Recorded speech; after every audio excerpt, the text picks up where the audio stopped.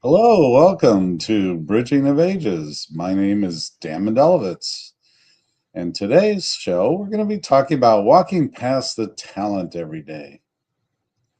Do you realize that you walk past talent every single day? It's all around you. And our systems in place, our unconscious biases, and just our general busyness and being involved can prevent us from seeing that talent that's just next to us that we just walked by. At the same time that we complain about talent doesn't exist, perhaps we're not looking in the right place. Perhaps our algorithms and other things that we use are preventing us from seeing it. And most of the time, we don't even realize it. We may be looking for that cultural fit, but that cultural fit may be keeping the actual talent we need to help our business and our organizations. We have different ways of looking at it. So if we get into some of our screening algorithms, they can at times be self-defeating because it's important to think about how those are seen on the other side. We put into our systems ways of keeping people out because let's face it, well, how are these systems designed, especially the ATS and others, they are for exclusion, not inclusion. But when's the last time you looked at what it's excluding? That can be self-defeating. If we never revisit it, it is keeping people away from us. And then we compound it and we say, well, AI will save it. And then we do it even more in spades. But what could be sitting in there? It could be unrealistic job descriptions. We might be wanting senior level expertise at a junior level pay. Are we demanding perfect matches? And that's really the market nowadays. We want we want a perfect match. We want you to know 15 different technologies and different ways of doing things. We want you to come in roaring, but we don't train and we don't look for the actual talent we need. And that talent is sitting on the side. There's several ways to look at how we do this. We have a keyword obsession in our society right now. We want you to match every little keyword. But who's putting the keywords in? If you are a hiring manager or you're trying to bring people into your organization, are you the one deciding what those algorithms are looking for? Most of the time, you're not. You're asking somebody else to do it for you. So what happens is we have some really unrealistic expectations that keep the people you actually need. And I've said this before in previous shows. When I hire, I always look for problem solvers. Why problem solvers? Because I figure skills can be taught. But if you aren't somebody who really wants to dig into a problem and solve it and figure out new and inventive ways to find a solution, then perhaps that's not the best fit. Now, I was a director in a insurance company, and what happened is I had several people on it, about 48 people working for me at the time. And I was expanding and I was looking for some new folks. But one of the things that I always did, which I didn't find some of my fellow directors or managers do, is that I would always interview the person first. And I would ask a series of questions on how they solved problems, because that was the talent I was really looking for. Now, after they passed me, I would hand them off to, if it was a technical position, to one of my tech people to see if they knew some of that or some of the other pieces that I was looking for. But I always talked to them first. And if they didn't get past me, then it was over. And I would explain it to them and say, look, this is what I'm looking for. I don't think there's a fit. I didn't want to waste their time. There was no reason to have them spend another hour or two on premises if we weren't going to move forward. And we see that a lot nowadays. It's trying to make those decisions, and we bring them in for 5 different rounds interview, and we have them take tests and all sorts of things. And the really great talent is moving on. They're not going to have patience for that kind of stuff. We need to make the decisions. However, we are tapping into some of our unconscious biases and allowing talent to go right by us. So as I said, we get into these keyword obsessions, we mismatch on buzzwords. Different people of different ages look at buzzwords a different way. Some have a lot of savvy with it, but it's kind of like, think about in school. What does school train you to do? It trains you how to take tests. If you're really good at tests, you excel. If you're not so great at tests, you don't. One of the things I found is I wasn't good at tests, so I tended to be a B student. However, at the end of the day, I understood the concepts better than the A students. Which one would you rather be hiring? Would you want the one on paper that is got straight A's and doing all that kind of stuff? Or would you like somebody who can actually problem solve? Another thing that we look at is the recency experience bias. So built into the ATS system is it weighs the recent experience more heavily than past experience. Now, sometimes that's relevant, sometimes it isn't. But let's say you took off time for caregiving, you had a health issue, you had a sick kid, you might have been caught in a layoff that had nothing to do with your performance. All these things are penalized. Maybe there's a gap. Everybody has gaps. And these gaps tend to happen more and more as you get older. So they could be for those variety of reasons, which are all very legitimate. And at the same time, what are these people doing outside of the workplace? They're solving problems. So if you look at why this can be a problem, does it really show what they're going to do in the future? Are you hiring? Are you bringing people into your organization that are going to solve problems for you? Or are you looking for somebody to do the exact same thing they've been doing all along? So built into this is, so we start doing this kind of feedback with ourselves and within our organizations, and we start reinforcing what those things are. So the biases that we have, whether it's we think the younger worker isn't going to work out, if we think an older worker is not going to stay, all the kind of biases that we tend to collect and retain become self-reinforcing. We build those into our hiring algorithms, and we build them into our times when we are interviewing, if we even bring those things. And as we've seen in previous, and we will in subsequent shows, the age diversity is really a strength. Intergenerational teams are really what are the most powerful and the most innovative. However, because of our built-in biases and this whole feedback loop that we have on them, we don't tie into that. So our teams become pretty much the same.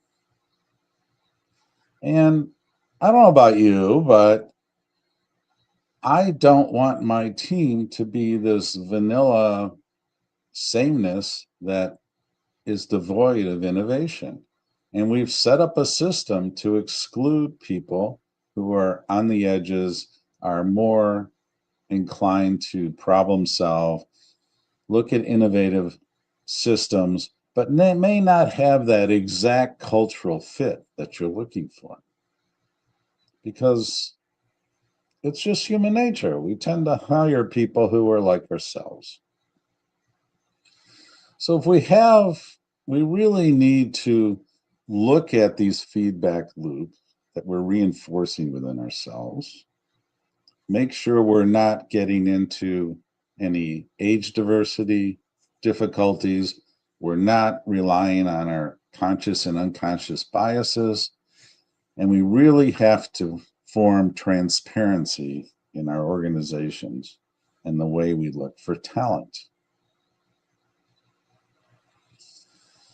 If you're going to use an ATS system, do you audit it? Do you see what it's excluding and what it isn't? I know companies talk about how they have this overwhelming inflow of resumes and stuff, and perhaps that works for them. I find it doesn't. So I had an experience where I needed to bring somebody onto my team. And I didn't want to be overwhelmed by this inundation of paper that we had to sort through. I didn't want to just rely on HR doing it, because while they have a lot of talents, what I found is that they didn't understand the needs of my division, of my group, as well as I did. And I really knew what the kind of people I was looking for and the kind of talent I wanted. It didn't rely just on keywords and particular skills. It relied, as I said before, on problem solving. That's really what mattered to me. So I did something kind of unconventional. I went and I contacted a local job group. And I talked to the person in charge who helps people who are out of work. And I said, this is what I'm looking for. I'd like to interview a few people from your group. I found this great guy. He'd been out of work for a little while. He didn't fit in, the ATS rejected him all over the place. However, he was exactly what I was looking for. He was one of my best hires because he was a problem solver and he was open to new ideas and to learning from other people. And that all combined, yeah, he wasn't exactly what I would have thought of as a cultural fit for our company, but that wasn't important to me. I was tasked with getting a particular job done for the corporation. And for me, that was important. I wanted to do it well, and I wanted our group to excel. And bringing this person into the mix was really helpful because it re-energized my team and brought in an infusion of new ideas where he was open to hearing what they were already doing, but where I had somebody new who looked at it in a new way. But if I hadn't gone outside of the usual system, this wouldn't have worked for me. So what we need to look at is our hiring processes are broken. We have these Byzantine application systems and multiple interviews and take-home assignments. And, that may be 10, 15 hours of unpaid work. We ghost candidates. We do all these things. But I truly believe what we are doing is we are walking past those talents every single day. And you should be aware if you're walking past the talent, you're leaving it behind.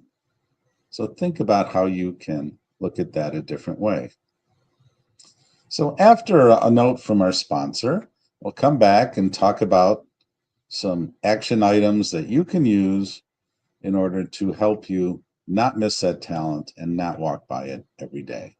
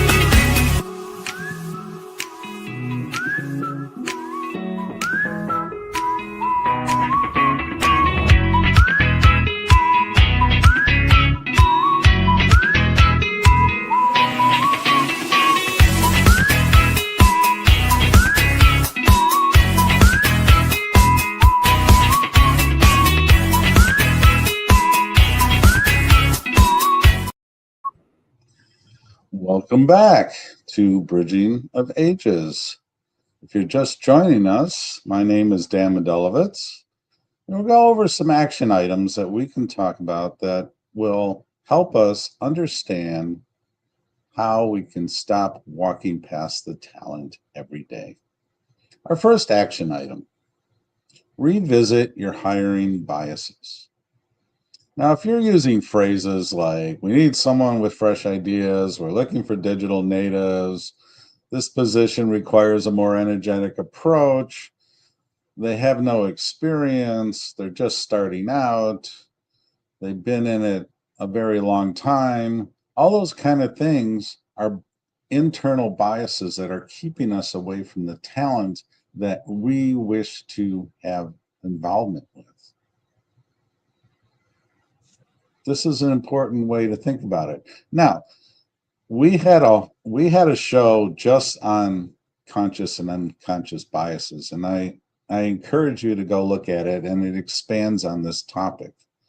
But if you're not revisiting this on a regular basis, and I suggest you take a look at it at least quarterly, you are losing out on a lot of talent. This is especially important for smaller and medium-sized companies because you don't have the resources of these giant companies. However, you have the opportunity to be much more innovative and nimble. And if you look at different ways to look at people and you can visit your conscious and unconscious biases, I think one of the things that you will find is that you are not walking past that talent every day because you have addressed this. And we all know what those are, and we all fall into them, and I have fallen into them myself, but I've learned to be vigilant about it. I'm willing to assess what the conventional thinking is, and at many times reject it. And as I said earlier, this story of this guy I found in this group, in this unemployment group, turned out to be one of my stellar performers because I was willing to look elsewhere and be open to the fact that even somebody who'd been out of work for a while could be an incredible asset and turned out to be a great one for our organization. Action item 2. So what you need to do is really actively examine your current processes. We tend to look for that purple squirrel. The purple squirrel is really that person who meets 100% of the criteria that we've laid down. And if somebody checks every box, that's our purple squirrel. But we keep looking for them. And we keep thinking, oh, maybe the next person will be good. And the next person will be good. And I've been in organizations that have left a position open for 8 months because they said they can't find any talent, but we're not willing to look at their own processes and their own biases that were preventing them from seeing people because they wanted that 100% person. And somebody who was 85% or even 60%, but could solve problems all the time, was excluded, was sent back, was told that they were not going to be the person. And even worse off, most of the time they weren't even told. This has happened to me too when I was looking for work. I would go through I had one where I went through 5 different interviews. Everything went well. And then they disappeared. I never heard from them again. We need to treat people better than that. Because remember, your hiring system is also marketing for your company. People will remember how they were treated. So we need to examine what our processes are, how we bring people in, how we treat them, how we wrap things up, how we make decisions, how we make offers, how we conclude them. Because the real, diamonds in the rough that you really want are not going to sit around and wait for you. That kind of talent doesn't sit still, and they're not going to put up with the nonsense that you may inadvertently be propagating. So look very carefully at what your current processes are and see if they're working for you. That's an action item that I think you will find, after you've re-examined everything, that is going to be really important to you. So that ties in, once you've revisited your biases in the first action item, you really need to look at your current activities and processes and see if they're really working for you. Action item 3. Revise your system towards intergenerational talent. For those of you who've been with me for a while, you understand that I am a big proponent of intergenerational teams. And a lot of that comes from experience. I have found that repeatedly, if I mix my teams with different ages and experiences, they become more innovative. And there's been many studies to prove this. However, a very small percentage of organizations and companies currently look for intergenerational talent. We need to bring in people who are new to the workplace. We need to bring in people who've been in it for decades. And we need people in the middle. Why? As I've talked about before, intergenerational teams are incredibly productive. And why is that? Because now you have people looking at it from different perspectives and different experiences. You can't substitute for experience. We all know that, even though we like to think sometimes that we can't. But every level experience is important. And we'll get into this in some later shows, but if you've ever been in a mentoring situation where both sides have not benefited, then in my feeling, that is not a success. So if you really look at your systems, and this goes back to examining your biases in the first action item, and actively looking at your current processes in the second action item, and this will lead to the third one, where you're revising your systems towards intergenerational talent. And that can be key, because it's really important that you think about how you're going to build out and how you're going to go into the future. As Wayne Gretzky used to say, I don't go to where the puck is, I go to where the puck is going to be. That's really relevant in business. We don't know what the future is going to hold, but we need to build towards it. If you're just hiring for the now, you're already behind, because your business is not going to stay in today. It's going to stay into the future to be successful. So you want people who can build it, who can problem solve, and can learn new skills on the job, not bring everything you need. I've been both an employee and a consultant, and a consultant is brought in with a certain expertise. But an employee really needs to be able to grow, and that's important to the organization. And as I said, when I was hiring, I hired for problem solvers, because that is future oriented. If you hire just for skills, if you just take keywords off of a ATS system, you are not looking into the future. So it's really important that you revise your system towards intergenerational talent. So to review our action items, The first one, revisit your hiring biases. Really take a look at what your conscious and unconscious biases. And I do encourage you to look at the earlier show that talks about that. Action item 2, actively examine your current processes. And, don't look to hire purple squirrels because they're not out there. Action item number 3, revise your systems towards intergenerational talent.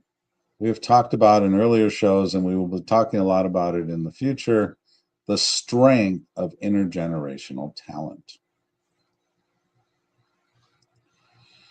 So the tip of the day today is talent, not keywords. And as we've talked about, it's the talent that's important, not the keywords that you attach to them. Today's show has been walking past the talent every day. I ask if you please subscribe to my YouTube channel. We look forward to you joining us in future shows. Invest in brain power, fuel brilliance.